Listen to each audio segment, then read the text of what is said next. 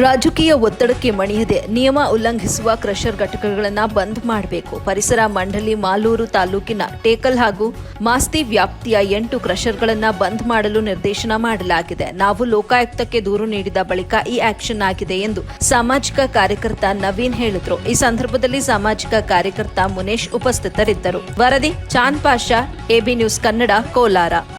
ಕೋಲಾರ ಜಿಲ್ಲೆಯಲ್ಲಿ ಸುಮಾರು 27 ಕ್ರಷರ್ಗಳು ಗಂಭೀರ ಪರಿಸರ ನಿಯಮ ಉಲ್ಲಂಘನೆ ಜಿಲ್ಲಾ ಪರಿಸರಾಧಿಕಾರಿ ವರದಿ ಹಾಗೂ ಹಿರಿಯ ಪರಿಸರಾಧಿಕಾರಿಗಳು NPD ಜಾರಿ ಮಾಡಿ ಪರ್ಸನಲ್ ಹೀರಿಂಗ್ಗೆ ಮಂಡಳಿಗೆ ಶಿಫಾರಸು ಮಾಡಿದ್ರು. ಮಂಡಳಿ ಹೀರಿಂಗ್ ಆದಮೇಲೆ 6 ತಿಂಗಳಿನಿಂದ ಡಿಲೇ ಮಾಡ್ಕೊಂಡು ಈಗ ಸುಮಾರು ಟೇಕಲ್ ವ್ಯಾಪ್ತಿಯ ಹಾಗೂ ಮಾಸ್ತಿ ವ್ಯಾಪ್ತಿಯ 8 ಕ್ರಷರ್ ಘಟಕಗಳನ್ನು ಕ್ಲೋಸ್ ಮಾಡೋಕ್ಕೆ ಡೈರೆಕ್ಷನ್ ಕೊಟ್ಟಿದ್ದಾರೆ. ಮೊನ್ನೆ ಪರಿಸರಾಧಿಕಾರಿ ಜಿಲ್ಲಾ ಪರಿಸರಾಧಿಕಾರಿಗಳಿಗೂ ಬಂದಿದೆ. ಮತ್ತೆ ಅತಿ ಹೆಚ್ಚು ಪರಿಸರ ನಿಯಮ ಉಲ್ಲಂಘಿಸ್ತಾ ಇದ್ದ ಕ್ರಷರ್ ಘಟಕಗಳನ್ನ 3 ತಿಂಗಳು ಅನುಮತಿ ಕೊಟ್ಟು ಅದೇನೇನೋ ಲೂಪ್ ಹೋಲ್ಸ್ ಇದೆ ಸರಿ ಮಾಡ್ಕೊಳ್ರಿ ಅಂತ ಅವ್ರಿಗೆ ಚಾನ್ಸ್ ಕೊಟ್ಟಿದ್ದಾರೆ. 8 ಕ್ರಷರ್ಗಳನ್ನ ಮಾತ್ರ ಬಂದ್ ಮಾಡಿ ಇನ್ನು ಮಿಕ್ಕಿದ ಕ್ರಷರ್ ಗಂಭೀರ ಪರಿಸರ ನಿಯಮ ಉಲ್ಲಂಘನೆ ಮಾಡ್ತಿದ್ರು.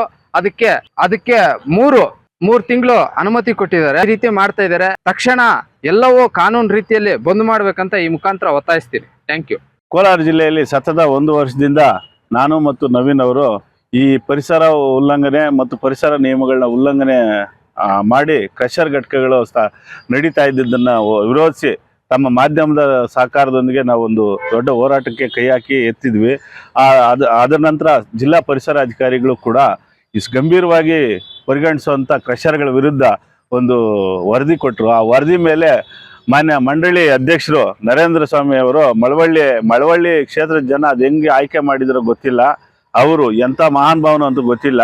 6 ತಿಂಗಳು ವಿಳಂಬ ಮಾಡಿ ಮಾನ್ಯ ಲೋಕಾಯುಕ್ತರಲ್ಲಿ ನವೀನ್ ದೂರು ಕೊಟ್ಟ ಮೇಲೆ ವಿಳಂಬ ಮಾಡ್ತಾ ಇದ್ದಾರೆ ಅಂದಿದ್ದ ತಕ್ಷಣಕ್ಕೆ ಒಂದು 8 ಕ್ರಷರ್ ಮೇಲೆ ಈಗ ಅಮಾನತ್ತು ಆದೇಶ ಮಾಡಿದ್ದಾರೆ.